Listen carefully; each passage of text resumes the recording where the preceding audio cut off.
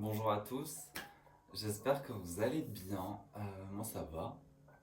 Écoutez, aujourd'hui je vous fais une petite vidéo face cam plantes, uniquement sur les plantes aujourd'hui, dans laquelle je vais un peu vous montrer mes dernières acquisitions et notamment tout ce que j'ai reçu de ma dernière commande que j'ai passée sur Plants la semaine dernière, enfin que j'ai reçu la semaine dernière, même en début de semaine il me semble. Voilà, alors j'avais fait un unboxing, sauf que, enfin j'avais filmé mon unboxing. Le problème c'est que une fois que j'allais filmer, je me suis rendu compte que ma tête était coupée à ce niveau-là, dans le champ de la caméra. Du coup c'était absolument horrible et le son grésillait de fou. Du coup malheureusement ça sera pas une vidéo unboxing, ça sera juste une petite review des plantes que j'ai achetées dernièrement. Du coup, ça me saoulait parce que pour une fois, j'avais réussi à faire un unboxing, mais finalement, non. C'est pas grave, écoutez, on va quand même se débrouiller. On fait comme on peut ici, avec les moyens qu'on a. Qu'est-ce que je voulais vous dire? Du coup, je vais pas blablater pendant 30 ans. Je vais vous montrer un peu tout ce que j'ai, toutes mes nouvelles acquisitions de la semaine dernière et du mois dernier, on va dire. Parce que pendant que je faisais pas de vidéo, je continuais quand même à acquérir quelques petites plantes. Du coup, je vais vous montrer tout de suite ce qu'il y a de nouveau en fait dans ma collection. J'espère que ça va vous plaire et je vous laisse avec la suite du coup. Alors, dans ces nouvelles plantes, il y en a qui sont pas des nouvelles plantes, qui sont juste des plantes que j'ai réussi à ressusciter. Je vais commencer de suite par donc celle-ci, qui, comme vous l'avez reconnu, c'est une Alocasia Amazonica Poli. Enfin, je crois que c'est un hybride entre les deux. Qui me sort sa première feuille depuis octobre, je crois. Voilà, du coup, c'est le petit miracle de ces derniers temps, on va dire. C'est une plante que j'aime trop, vraiment que j'adore, que j'avais acheté l'an dernier, il me semble en juin, en bébé plante, et qui avait poussé de fou, qui me faisait des feuilles de genre 35 cm, elle était vraiment magnifique. Et puis, comme beaucoup d'alocasia, à l'hiver, elle a pas trop aimé. Du coup, à partir d'octobre, elle a commencé un peu à prendre cher. En novembre, carrément, elle est morte, quoi. Genre, elle perdait ses feuilles. Et la dernière est tombée en décembre. Du coup, ça m'a laissé avec un petit bulbe pas très très folichon. À l'époque, j'avais pas de tapis chauffant. Du coup, elle a juste hiberné en fait. Et quand je suis arrivé dans cet appart, je me suis acheté un tapis il y a de ça, je pense, un mois et demi. Du coup, je l'ai mis en perlite vermiculite dans un petit pot transparent du coup pour voir les racines. Petit effet de serre par-dessus et voilà ce que ça a donné au bout d'un mois et demi. Du coup, si jamais vous avez une alocasia qui tire la tronche et qui vous semble mourir, juste gardez le bulbe l'hiver. Mettez-le à part en fait, un peu comme un caladium. Et après, si vous basculez en perlite vermiculite avec tapis chauffant, il y a moyen qu'elle reparte.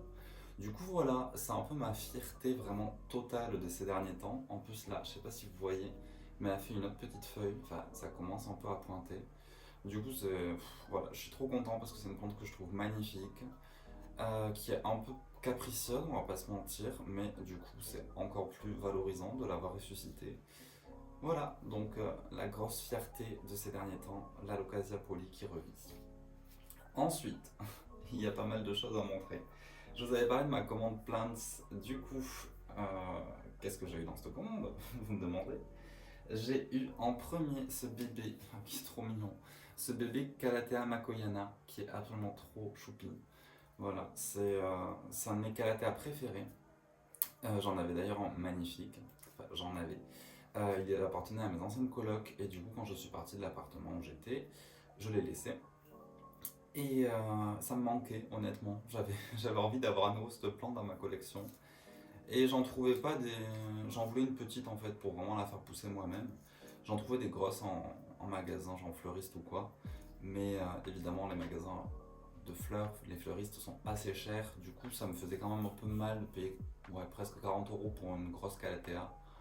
Du coup, économie, j'ai pris celle-ci à 5 € et je regrette absolument pas parce qu'elle est déjà elle est trop mignonne. Et puis quand je la rempoterai, normalement avec l'été, elle devrait pousser de fou comme tous les Calathea. Du coup, voilà, c'est un peu le petit craquage que je regrette absolument pas. Ensuite, dans cette commande plante, j'avais aussi craqué pour des philodendrons. Alors, le truc c'est que j'ai pas beaucoup de philodendrons. J'ai le Mycans qui tire une tronche terrible parce que je l'ai taillé, je l'ai bouturé, genre il est pas très très beau. Je regarde là-bas parce qu'il est pile en face de moi sur l'étagère. Ensuite, j'ai le Scandens normal qui est très joli, qui vit très bien sa vie, que j'ai planté dans le même pot qu'un philodendron Brésil et qui lui aussi est magnifique. Du coup, j'adore les philodendrons, j'en veux plein. Le problème, c'est que je voulais m'orienter plutôt vers des phyllos un peu duveteux, genre Verrucosum. Mais je me suis un peu renseigné. Pour une fois, j'ai pas été stupide. Je me suis renseigné et quand j'ai vu un peu tout l'entretien qu'il y avait à faire et la sensibilité de la bestiole, je me suis dit qu'il valait mieux que j'attende un peu et que je me fasse un peu plus la main sur des philodendrons simples. Du coup, dans cette liste de philodendrons simples que j'ai trouvé, j'en ai tout cherché qui me plaisait en fait et j'ai trouvé le fameux le philodendron squamiferum. Alors, je sais pas si vous le voyez bien.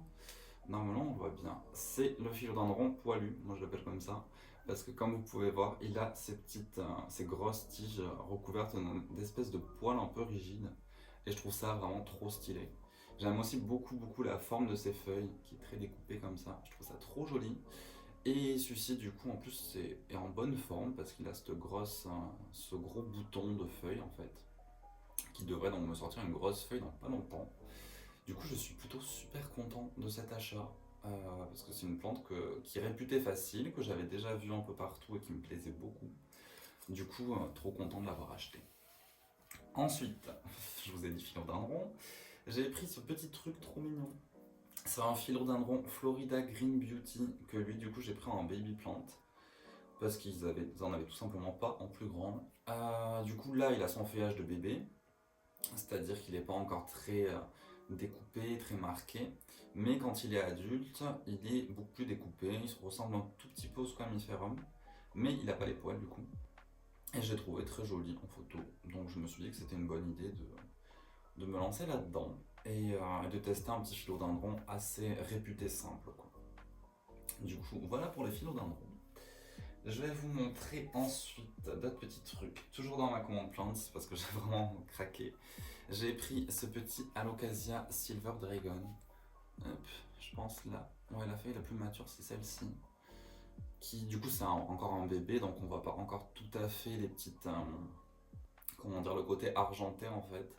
Mais c'est vraiment une plante super jolie qui m'a tiré depuis très longtemps donc bah, il y en avait. Du coup j'ai craqué. Je voulais aussi la Dragon Scale, donc la même que celle-ci mais sans le côté silver. Le problème, c'est que comme toujours chez Plants, quand je fais une commande, il manque.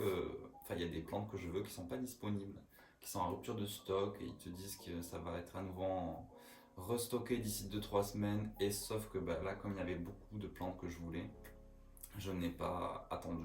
J'ai passé la commande de suite. Du coup, un jour, à l'occasion, si jamais il y a à nouveau du Dragon Scale, eh ben, j'en prendrai une parce que je la trouve vraiment trop jolie. Ensuite, avec toujours de plantes, je disparais 2 petites minutes. Voilà. Non, c'est pas, j'ai pas acheté une plante morte, hein. J'ai acheté un bulbe de caladium que j'ai planté, donc il n'est pas encore sorti hein, parce que j'ai planté il y a 4-5 jours. Euh, c'est le White Christmas, il me semble, que je trouve absolument trop beau. J'essaierai de vous mettre une image par là. Il est vraiment très joli. Du coup, bah, qu'est-ce que j'ai fait? Je l'ai planté dans un mélange un peu genre arassé intermédiaire, on va dire. Permis. Pardon. Euh, Comment on dit déjà? Ah. Bref, écorce, terreau, un tout petit peu de sphène, mais pas trop. Beaucoup de perlite et ça devrait pousser, je pense. Je l'ai mis avec ce petit truc en plastique pas très joli, là, ce petit film alimentaire. Et je l'ai posé du coup sur tapis chauffant à côté de la baie vitrée. Du coup, je pense que niveau lumière, chaleur, humidité, il a ce qu'il faut. Donc je vais attendre, être bien patient. J'ai un peu regardé des vidéos de tout le monde sur comment ils faisaient pousser leur caladium. Du coup, on verra. C'est mon tout premier essai de caladium. J'aurais pu en prendre plus. Je pense que j'aurais pu. Maintenant, après coup, je me dis que j'aurais pu en acheter un autre bulbe. Mais écoutez, je voulais juste tester avec un. Si jamais ça marche vraiment bien, j'en recommanderai un très vite. et on verra bien. Ensuite, là, c'est une plante que j'ai depuis quelques temps, celle-ci. Je l'ai depuis, il me semble, 2 mois à peu près. C'est une Maranta Loconora fascinator. Donc une plante assez courante finalement que j'avais pas. Alors pourquoi je l'avais pas, honnêtement, aucune idée. Juste à chaque fois que j'en voyais en jardinerie, elles étaient très moches. Et un jour je suis allé chez un fleuriste et j'ai trouvé celle-ci, qui était un peu plus petite. Elle a pas mal poussé et elle me fait même des fleurs. Des petites fleurs violettes toutes mignonnes. Donc voilà, c'est une plante que j'aime bien. Elle a deux petites feuilles un peu abîmées, comme si c'était un peu. Je sais pas, je pense qu'elle a dû prendre trop de lumière directe, parce qu'au début elle était devant la baie vitrée, elle aimait pas du tout. Donc là je l'ai calée à l'ombre un peu, et elle me fait des fleurs et des feuilles, alors je pense qu'elle supporte bien. Finalement, j'ai eu par échange sur Instagram avec Céline, du coup d'ailleurs au passage si tu passes par là, coucou. Elle m'a échangé contre. Je sais même plus ce que je lui ai donné en échange, je vous avoue. C'était un petit truc que j'avais, mais je sais plus trop. Du coup, j'ai obtenu cette Talocasia, je sais pas le nom, je sais juste que c'est celui qui fait de très grosses feuilles et qui devient assez énorme une fois adulte. Du coup, je suis super content de l'avoir. Il m'a fait pas mal de nouvelles feuilles, donc là, il m'en a fait deux. Ça, c'était un petit pied que j'avais déjà, que j'avais planté avec. Et voilà, c'est un Alocasia super simple, donc trop content de l'avoir. Ça va faire une grosse plante, effet jungle un peu. Et en plus, c'est un Alocasia celui-ci, enfin, personnellement, qui résiste à l'hiver. Parce que dans mon ancienne coloc, il y en avait un énorme, genre vraiment gigantesque. Et il a vraiment continué à pousser pendant l'hiver. Il s'en foutait que ce soit l'hiver. Du coup, trop content d'avoir un alocasia un peu plus simple, qui va pas me donner des cheveux blancs, on va dire. Et dans cet échange aussi, j'ai aussi eu ce petit Calathea, qui je pense est un Calathea Freddy, il me semble, qui m'a fait une nouvelle feuille et qui en a une autre en préparation. Du coup, il est absolument trop mignon et j'aime trop. Voilà, un petit Calathea. On n'a jamais assez de Calathea. En vrai, je sais qu'il y a beaucoup de gens qui les détestent parce que c'est un peu des divas. Mais bon, perso, c'est un peu mes préférés, donc je peux rien dire. Et voilà, bah, on arrive quand même à la fin de ce petit haul avec la plante de la honte. Alors, pour vous expliquer, je vais d'abord vous la montrer. Ce petit truc, je sais pas si vous savez ce que c'est, genre si vous reconnaissez, tellement elle a une tête qui fait pas rêver. C'est la fameuse Monstera Albo Variegata. Donc, oui, elle fait un peu pitié. Pour vous raconter l'histoire, je l'avais acheté sur Instagram avec une autre bouture. Celle-ci était limite en fait en cadeau dans la commande. Et l'autre bouture est arrivée, je pense qu'il y a eu un petit problème d'humidité pendant le transport.